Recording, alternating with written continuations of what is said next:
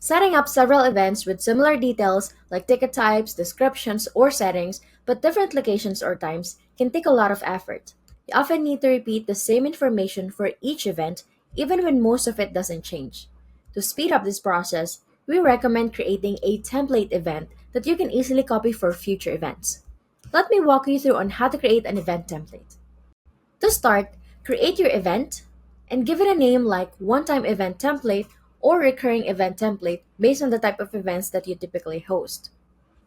If certain elements like the date or location change often, leave them unset by choosing no date yet or no location yet.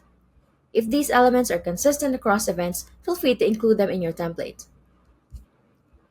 Moving on, uncheck Event Visible on the store to ensure the template event doesn't show up on your storefront.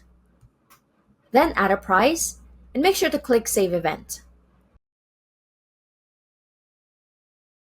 Now that the basics are set up, let's configure the settings that will stay the same across events, such as ticket types, ticket page customizations, notifications, customers, information collection fields, check-in, and integrations.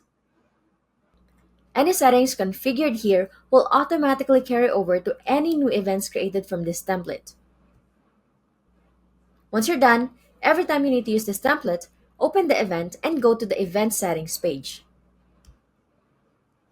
From the Event tab, scroll down to the bottom and click Copy Event. After clicking Copy Event, you'll be prompted to name your new event. Once named, click Save Copy. You'll be redirected to the newly created event where all customizations from the template event will be automatically applied, saving you time on future event setups. You can still adjust settings like date, location, and ticket types for each new event. However, using a template event ensures many settings are already in place, helping you set up new events quickly. If you have any questions or need assistance, feel free to reach out to our support team.